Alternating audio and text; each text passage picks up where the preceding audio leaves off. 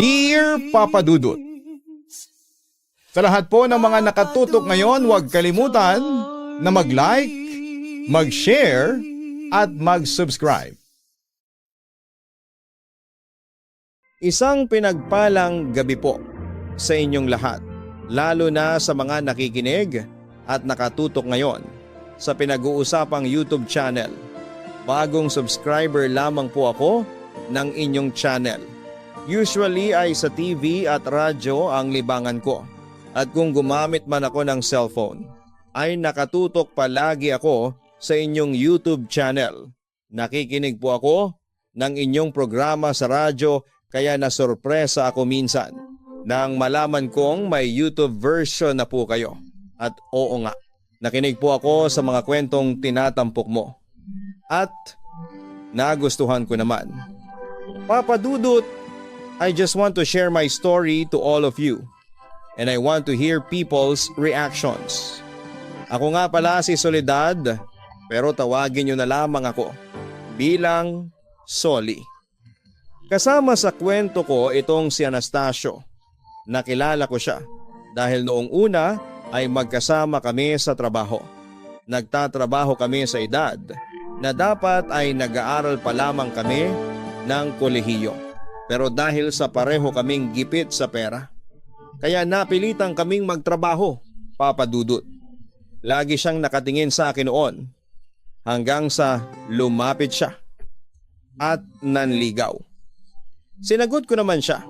Si Anastasio ang kaklase ng lalaki na pinapangarap ng lahat at kahit na hindi siya mayaman.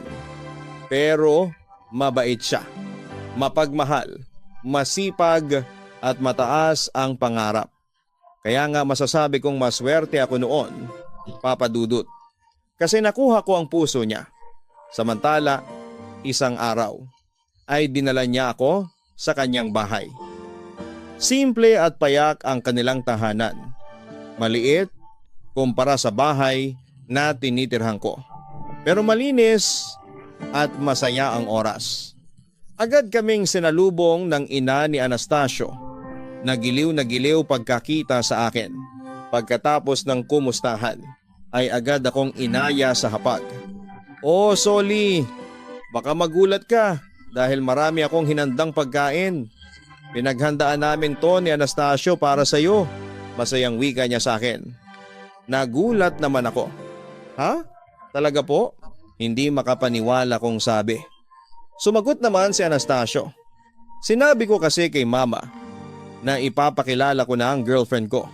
Eto si mama. Super excited na makilala ka. Kaya heto, tingnan mo naman. Parang may handaan na, niya. Madalas ka kasing ibida sa akin ng anak ko, Soli. Maganda ka raw, mabait, magalang, matalino, masipag, responsable at mukhang totoo naman ang sinasabi ng anak ko. Alam mo Soli, may palagay akong magkakasundo tayong dalawa, sabi pa ng ina ni Anastasio. Salamat po, natutuwa kong sabi sa kanya. Sa totoo lang ikaw pa lang ang kauna-unahang babae na pinakilala sa akin ni Anastasio. Dagdag pa nito sa akin. Kaya nga espesyal ang gabing ito, Soli. Hirit pa ni Anastasio. Nagulat naman ako sa narinig at napangiti lamang sa tuwa.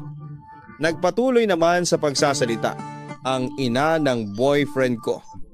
Mahal na mahal ka ng anak ko, Soli. Madalas niyang sabihin sa akin na ikaw na raw ang gusto niyang makasama habang buhay. Kaya sana Soli, mahalin mo din ang anak ko ha. Tumango naman ako bilang sagot.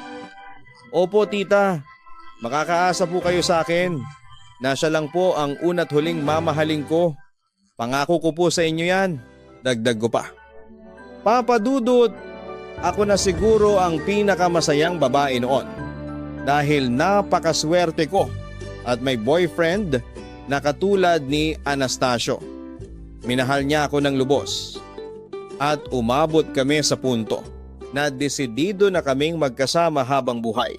Pero tulad ng mga ordinaryong relasyon, may mga problemang dumarating sa amin. Nung una ay kaya naman naming i-survive. Ano bang problema? Nag-aalalang tanong ko sa kanya. Wala, tipid niyang sagot noon sa akin. Samantala'y hindi ko makuhang maniwala na wala siyang problema. Kaya nag-insist ako na sabihin sa akin kung ano man ang bumabagabag sa kanyang isipan. Wala, sigurado ka? Alam mo Anastasio, kanina pa kitang inobserbahan. Wala kang kibo kanina pa. Bakit ba? Sabi ko noon sa kanya. Anastasio, kung may problema ka, huwag kang mahihiyang sabihin sa akin. Nandito ako para tulungan ka. Girlfriend mo ako, hindi ba? Dapat nagtutulungan tayong dalawa. Dagdag ko pa. Pagkatapos noon ay nanaig ang katahimikan sa aming dalawa habang naglalakad pa uwi sa aking bahay. Pagdating naman sa tapat ng gate ng bahay ko ay saka nagsalitang muli si Anastasio. Mahal mo naman ako, hindi ba? Napatingin ako sa kanya at sumagot. Siyempre naman. Oo. Teka, ba't mo ba naitanong yan? Usis ako. Kung mahal mo ako, hihintayin mo ako hanggang sa pagbabalik ko. Pagpapatuloy niya. Nakaramdam naman ako ng kaba pagkarinig ko sa sinabi niya. Teka, saan ka ba pupunta ha? Iiwan mo na ba ako? Tanong ko sa kanya. Nagbuntong hininga muna si Anastasio bago muling nagsalita. Malapit nang matapos ang kontrata ko sa trabaho ko ngayon. Sinabi sa akin ng kuya ko na pag-aaralin daw niya ako sa Cagayan de Oro. Doon na rin ako titira kasama niya. So, iiwan mo nga ako? Nanlulumo kong wika. Sorry. Sa totoo lang, ayaw kong gawin to. Kaso kailangan kong may pagpatuloy ang pag-aaral ko. Gagawin ko yon para sa kinabukasan natin. Ayaw ko kasing maging isang kahig, isang tuka ang magiging buhay natin. Kapag nagkatuluyan na tayo, ayaw kong bigyan ka ng mahirap na buhay. Kaya kailangan kong gawin to. Dahil alam kong ito lang ang sagot para mabigyan kita ng magandang buhay. Aniya. Pero magkakahiwalay tayo kahit na alam kong para yon sa pangarap niya. Ay nalungkot pa rin ako sa katotohanang kailangang magkahiwalay kami para lamang sa kinabukasan niya. Huwag kang mag-alala, babalik din ako kaagad at saka kapag may pagkakataon, puntahan pa rin kita dito. Hindi ako mawawala ng komunikasyon sa iyo. Yun naman ang pangako niya sa akin. Pero syempre papadudot, naroon pa rin ang agam-agam ko na baka hanggang salita lang ang pangako niyang yon. Kaso, Anastasio, natatakot ako na baka matulad tayo sa ibang relasyon na nasira dahil magkalayo sila. Isipin mo, paano titibay ang relasyon natin kung palagi naman tayo magkakahiwalay? Katuwiran ko, titibay ang relasyon natin kung magtitiwala tayo sa isa't isa. Sagot naman niya. Malayo ang Cagayan de Oro, Anastasio. Ayaw kong umasa na babalikan mo pa ako. Malungkot na sagot ko sa kanya. Nakita ko naman sa mukha ng boyfriend ko ang labis na pag-aalala. Sorry naman, maniwala ka sa akin. Babalikan pa rin kita. Gagawin ko ang lahat para kahit na malayo ang pagitan natin, nagagampanan ko pa rin ang lahat ng tungkulin ko sa iyo bilang boyfriend. Sabi pa niya. Nasasabi mo lang yan kasi hindi pa nangyayari. Pero once na pumunta ka na doon, sigurado ko na baka makalimutan mo rin ako. Baka pagpunta mo doon, may makilala kang ibang babae. Tapos ito ako, naghihintay pala sa wala. Ayaw kong mangyari yon sa akin. Katuwiran ko naman. Bakit ba? Hindi mo ako mapagkatiwalaan?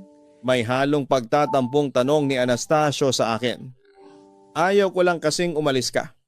Pwede ka namang mag-aral dito. Bakit sa Cagayan de Oro pa? Baka naman pwede mong mapakiusapan ng kuya mo na dito ka na lang pag-aralin. Sagot ko naman. Habang naiiyak. Nasabi ko na rin yan kay kuya. Pero ayaw niya. Gusto niyang doon niya ako pag-aralin sa probinsya namin. Yun lang daw ang kaya niya. Sa totoo lang, Soli, ayaw kong mawalay sa'yo. Pero kailangan kong tanggapin yon. Sayang yung opportunity. Pagkakataon ko na maabot ang mga pangarap ko. Ang mga pangarap ko para sa'yo. Paliwanag ng boyfriend ko. Sorry, Anastasio. Pero hindi ko may papangako sa'yo na makakapaghintay ako. Bigla ko na lamang nasabi. Ayaw ko kasing umasa sa wala. Soli naman. Anong gusto mo? Hindi na ako mag-aaral? Tatanggihan ko na yung opportunity na ibinibigay sa akin ng kuya ko. Sige, kung yan ang gusto mo, gagawin ko. Hindi ko na itutuloy ang pag-aaral ko. Huwag lang akong mahiwalay sa iyo. Protesta pa ni Anastasio. Wag, Anastasio. Ituloy mo lang yan. Ayaw ko namang ipagkait sa iyo yung magandang buhay na naghihintay sa iyo. Malamig na sagot ko sa kanya. Pero mawawala ka sa akin, Soli? Ano ba ang magandang trabaho at maraming pera? Kung wala ka naman sa buhay ko, Soli, mas mahalaga ka kesa sa anumang bagay. Hindi ko hahayaang mawala ka sa akin, Soli. Soli naman, please. Sana maintindihan mo naman ako. Tumingin ako ng diretsyo kay Anastasio. At nakita ko naman sa kanya ang sinseridad sa kanyang mga sinabi at isang desisyon noon ang aking ginawa. Sige, susubukan kong maghintay sa iyo. Sana lang talaga ay hindi ako maghihintay sa wala. Sabi ko na lamang noon sa kanya, Papa Dudut. Natuloy siya sa pag-alis. Pero wala pang isang buwan ay nawala na siya ng komunikasyon sa akin. Sinubukan ko pa siyang hanapin noon sa nauusong social media tulad ng Friendster. Pero maski doon ay nawala siyang bigla. Kaya naman nag-decide na lamang ako na wag na siyang hintayin at mag-move on at mag-move forward sa buhay na wala siya. Lumipas ang mga taon, nakapag-asawa na ako at nagkaroon ng isang anak, mabait at responsable naman. Ang napangasawa ko si Pio, pero ang pag-ibig niya sa akin ay hindi sapat para makuha niya ng buo ang puso ko at sa apoy ng panahong yon ay hindi pa rin maalis si Anastasio sa isipan ko. Dumating ang panahon na nauso ang paggamit ng internet at social media, lalo na ang Facebook, at sa pamamagitan noon kaya muli kong natunton si Anastasio. Makalipas ang 100 taon, message ko siya at agad naman siyang nag-reply. Isang gabi, habang wala ang asawa ko, ay tumawag sa akin si Anastasio via video call. Soli, grabe, ang tagal na nating hindi nagkausap, wika ni Anastasio sa akin. Habang kitang-kita ko sa video ang masaya niyang mukha. Almost 10 years nga tayong hindi nagkita at nagkausap. Kumusta ka na? Tanong ko sa kanya. Heto, ayos naman. Masaya kasi kakakasal ko lang sa asawa ko. Sagot niya sa akin. Nakaramdam ako ng kirot sa aking puso nang marinig ko yon. Pero pinilit kong maging masaya habang kausap siya. Talaga? May asawa ka na? Wow! Congrats ha! Sabi ko pa noon sa kanya. Salamat. Ikaw Soli, kumusta ka na? Siya naman ang nag-usisa sa akin. Heto, may asawa na rin. May isa na rin akong anak. Nag-aalin lang ang kong kwento sa kanya. Ganun ba? Masaya ako para sa iyo Soli. Aniya. Nga pala, nasaan ka na nakatira? Tanong ko ulit. Sa pag-asang baka mapuntahan ko siya at magkita kami. Nandito ako sa Canada nakatira. Sa Edmonton, Alberta. Sagot ni Anastasio, Papa Dudut. Hindi ko maiwasang makaramdam ng lungkot sa aking napakinggan. Lalo pala kaming pinaglayo ng tadhana. Pero pinilit ko pa ring maging masaya habang kausap ko siya sa video call. Wow naman. Asensado ka na. Sige, ikaw na. Anyway, diyan ka na talaga titira? As in, hindi ka na babalik ng Pilipinas? Tanong ko. Bakit? Gusto mo bang bumalik ako dyan? Agad naman akong sumagot sa kanya. Bakit hindi? Kung okay lang sa'yo. Bakit hindi mo subukan dumalaw dito? Sige. Kapag nagkaroon ako ng pagkakataon, uuwi ako ng Pilipinas para dalawin ka. Nakaramdam naman ako ng kaligayahan. Pagkaraang marinig ko ang sinabi niya. Basta, sabihin mo lang sa akin kung kailan ka uuwi para naman mapaghandaan ko. Sabi ko naman sa kanya. Ngayon nagkausap na ulit tayo. Sana maulit pa to ha. Nakita kong ngumiti si Anastasio sa video call. Sure, simula sa araw na to, meron na tayong communication. Sabi niya sa akin. Na siyang nagpasaya ng puso ko, Papa Dudut. Sa araw-araw na pag-uusap namin, tuwing wala ang asawa ko, ay nabuo muli ang aming relasyon. Napakasaya ko sa tuwing kausap ko si Anastasio. At kapag nakikita ko siya sa Skype at sa mga picture na pinapadala niya sa akin, ay masaya talaga ako. Alam kong mali, pero nadadala ako. At nawawala ako sa kontrol tuwing kausap siya, sabi niya. Hihintayin ko siya. Ilang buwan na lang at magkikita muli kami. Magulo ang isip ko noon, Papa Dudut. Nagtatalo ang tama at mali. Ngunit naging sunod-sunuran lamang ako ng kaligayahang nararamdaman ko sa kanya. At wala akong pakialam kahit na magkasala pa ako. Sa paningin ng Diyos, Papa Dudut. Alam kong bawal, pero nagkaroon kami ni Anastasio ng online relationship. Hindi naman ako nakokonsensya noon sapagkat wala naman kaming physical contact ni Anastasio. At sa araw-araw naming komunikasyon ay mas minahal ko si Anastasio kesa sa asawa ko. Hanggang sa napagpasyahan niya na umuwi siya ng Pilipinas para bisitahin ako. In fairness, Anastasio, hindi pa rin nagbabago ang itsura mo. Ganyan din ang itsura mo 10 years ago. Buti ka pa, ako medyo nagbago na ang itsura. Ang sabi ko nang magkaharap kami. For the first time in more than 10 years. Oo nga, mas gumanda ka ngayon. Uri niya sa akin. Naku, binola mo pa ako, sabi ko sa kanya habang natatawa. Okay lang ba sa asawa mo na magkita tayong dalawa?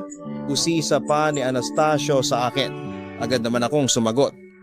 Hindi ko sinabi kay Pio ang tungkol sa pagkikita natin to. Nagsinungaling pa nga ako sa kanya. Sabi ko, nasa palengke ako ngayon. Ikaw ba? Alam ba ni Liza na kaya ka bumisita ulit ng Pilipinas? Para bisitahin lang ako. Umiling naman siya. Hindi ko rin sinabi sa kanya. Sabi pa ni Anastasio sa akin.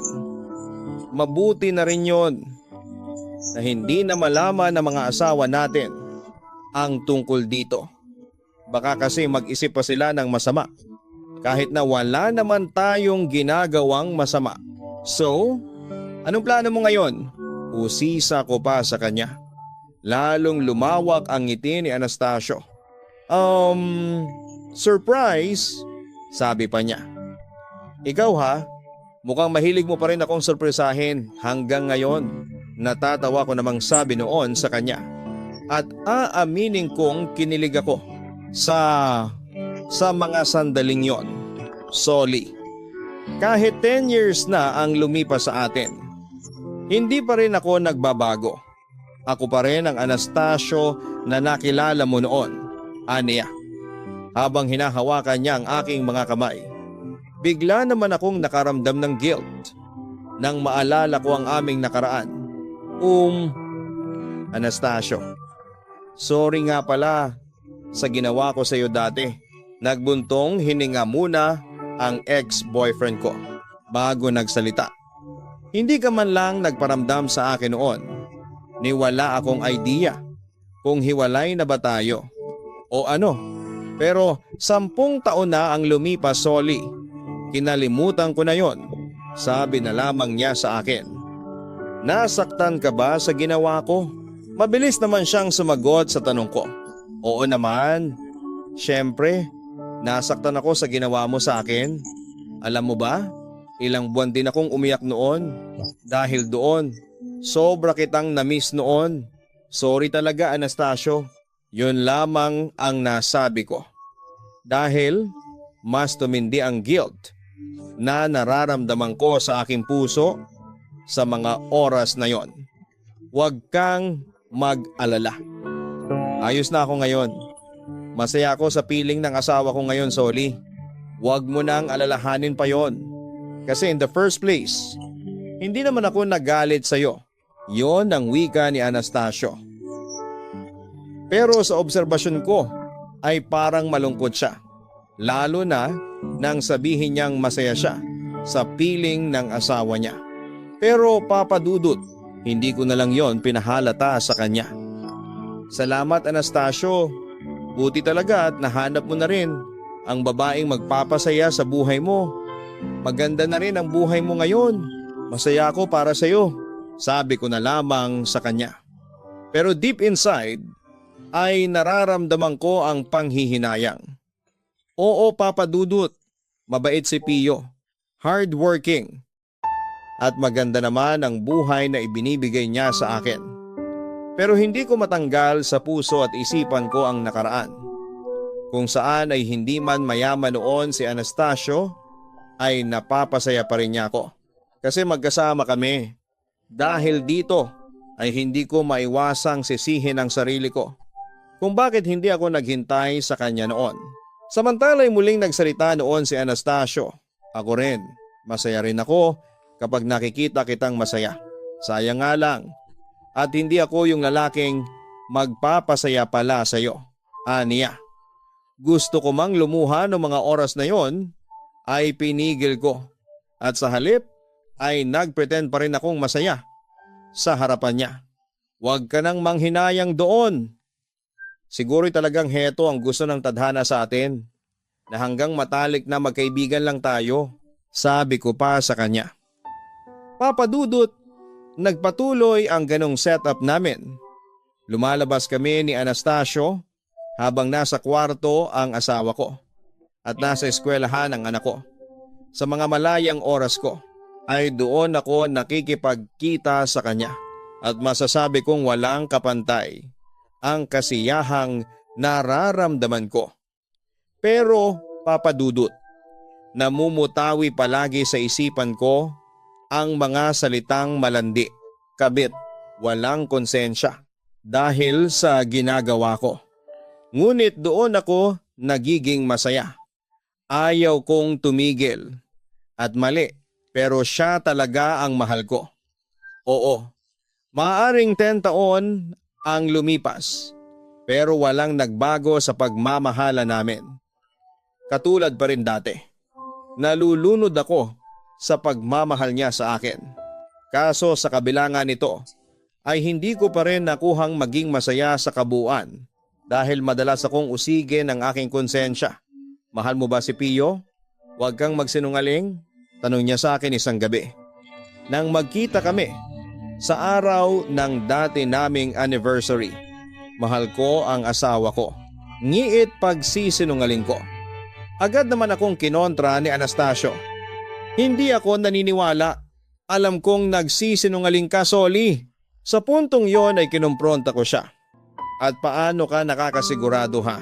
Sige nga, paano mo nasabing nagsisinungaling ako na hindi ko mahal ang asawa ko? Tanong ko sa kanya. Kasi nararamdaman ko, Soli. Nararamdaman kong ako pa rin ang mahal mo at hindi ang asawa mo, pag-assume niya. Bakit ba?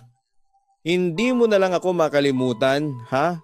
Anastasio, nakamit mo na ang mga pangarap mo nang wala ako?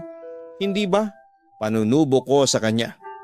Habang hindi ko na napipigilan ang sarili ko na umiyak. Hindi ko pa nakakamit ang pangarap ko, Soli. At alam mo yan, Ania, mayaman ka na. Hindi ba? May mapagmahal na asawa. Maganda na ang buhay mo. Ano pa ba ang pangarap mo? Tanong ko. Ikaw ang pangarap ko, Soli. Ikaw ang pinapangarap kong makasama habang buhay. Soli, ikaw lang ang mahal ko, giit niya.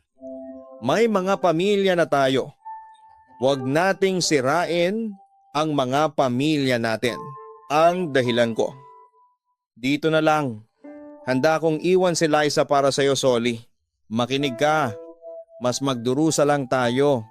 Kung hindi natin susundin ang mga puso natin, Soli, please, sabihin mo sa akin na mahal mo rin ako. Nagulat naman ako sa mga sinabing yon ni Anastasio. Nakaramdam ako ng guilt, pero mas nanaig ang pag-ibig ko sa kanya. Oo, Anastasio, mahal kita. Kaya nga araw-araw kong ipinagdarasal sa Diyos na sana mawala na ang pagmamahal kong ito sa iyo. Na sana'y matapos na ang lahat sa atin. Pero alam kong gustong tumutol ni Anastasio sa mga sinabi ko. Pero hindi na siya nakapagsalita pa. Nagpatuloy naman ako. Nakokonsensya ako. Ayaw kong masira ang mga pamilya natin. Kung natuturuan lang sana ang puso, ibinigay ko na lahat ng pagmamahal na nararapat sa asawa ko. Hindi ko ginusto na mahalin ka, Anastasio, pero hindi mawala-wala sa puso ko ang pesting pagmamahal ko na ito sa iyo. Sa totoo lang, ay naaawa rin ako sa mga asawa natin. Kasi wala silang ginawa kundi ang mahalin tayo. Paliwanag ko pa sa kanya. Dahil lang doon, kaya mo ako iiwan. Ganon ba? Panunubok ni Anastasio sa akin. Oo, kasi yun ang tama at dapat nating gawin, sabi ko. Siguro nga nagkamali ako doon sa naging desisyon ko. Pero nangyari na yon. Heto na ang resulta, Anastasio. Tanggapin na lang natin na hanggang dito na lamang tayo, na hindi na natin maibabalik pa ang nakaraan. Oo, mahal natin ang isa't isa. Pero ayaw kong dumating ang oras na kapag sinunod natin ang mga puso natin, maraming tao ang masasaktan. Ang asawa ko, ang mga magulang ko, na naniniwala na maayos na ang buhay ko, at ang anak ko na hinuhubog ko ng tama. Paano ko gagawin yon kung mali ang mga pinaggagawa ko? Dagdag ko pa sa kanya. Yan na ba talaga ang desisyon mo? Ang iwanan ulit ako sa pangalawang pagkakataon? Tumango naman ako bilang sagot sa kanyang tanong sa akin. Oo, patawarin mo ako, Anastasio. Pero tama na natin yung relasyon natin. Ayaw ko na. Sorry, Anastasio. Sana mapatawad mo ko pagtatapos ko pa. Papa Dudut, humantong ako sa desisyon. Naulitin-ulit ang ginawa ko noon. Ang iwanan muli si Anastasio. Pinutol ko ang anumang nag-uugnay sa amin. Nagpalit ako ng SIM. Deactivate ko ang aking Facebook. At ginawa ko yon para itama ang mga mali. Ayaw kong patuloy kaming magkasala. Hindi nagtagal ay bumalik na si Anastasio pauwi sa Canada. Habang nagpapaalam siya sa akin, gusto ko na sanang bawiin ang lahat ng mga sinabi ko at sa halip ay sabihin na magstay na lamang siya sa akin kasi mahal ko siya. Pero sa huli, naisip ko si Pio at ang mga anak ko. Kaya hinayaan ko na lamang na umalis si Anastasio sa akin, Papa Dudut. 4 na taon na ang nakalipas mula noon. Kahit nagkaroon ng part 1 at part 2 ang love story namin, ay ayaw ko nang magkaroon ng part 3. Ipinagdarasal ko na wag na sanang dumating ang araw na magkasalubong o aksidenteng magkita kami. Dahil baka hindi ko na kayanin ang sakit na mararamdaman ko kapag nakita ko siya. Oo, mahal na mahal ko pa rin si Anastasio. Kung may pinagdarasal man ako para sa amin, ay ang magkaroon kami ng panahon sa kabilang buhay o pangalawang buhay, na kung saan baka pagbigyan na kami ng Diyos na magmahalan, na nasa tama at walang masasaktan. Hanggang dito na lamang.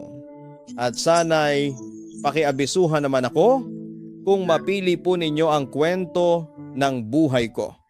Muli, maraming salamat at God bless sa inyong lahat. Lubos na nagpapasalamat, Soledad